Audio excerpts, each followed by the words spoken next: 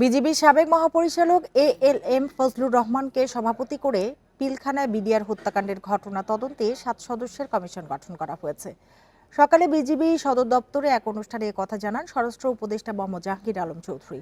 রোহিঙ্গা অনুপ্রবেশ প্রসঙ্গে তিনি বলেন, রোহিঙ্গাদের কোনো অবস্থাতেই প্রবেশ করতে দেয়া হবে না। 2009 সালের 25 ও 26 ফেব্রুয়ারি ঢাকার পিলখানায় সীমান্তরক্ষী বাহিনীর সদর দপ্তরে বিদ্রোহের ঘটনায় 57 সেনা কর্মকর্তা সহ 74 জন নিহত হন। দেশের গণ্ডি পেরিয়ে আন্তর্জাতিক অঙ্গনে আলোড়ন তোলে ওই ঘটনা। পট পরিবর্তনের পর অন্তর্বর্তী সরকার ক্ষমতা নিলে সুবিচার নিশ্চিতের দাবি তোলে শহীদদের পরিবার। সবশেষ রোববার রাতে এ কমিশনের অনুমোদন দেয় প্রধান উপদেষ্টা। এতে প্রধান করা হয় বিজিবির সাবেক মহাপরিচালক ALM ফজলুর রহমানকে। এছাড়া কমিশনে রয়েছেন আরও 6 জন। বিজিবি দিবসে এসব কথা জানান স্বরাষ্ট্র উপদেষ্টা।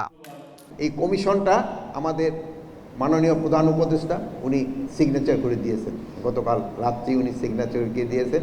এবং আমাদের এই কমিটির সদস্য সংখ্যা হবে হলো 7 জন।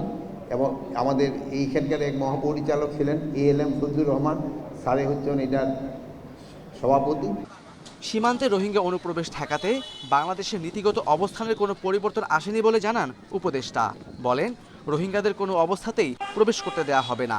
2 মাসে নয়, গত 1.5 থেকে 2 বছরের মধ্যে 60,000 প্রবেশ করেছে বলে জানান স্বরাষ্ট্র উপদেষ্টা।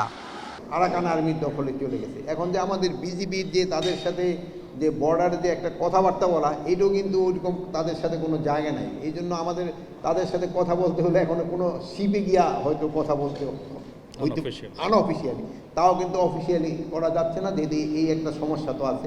তো আমাদের সরকার চেষ্টা করতেছে এইটা যে যত তাড়াতাড়ি সম্ভব এই সমস্যাটার সমাধান করার জন্য।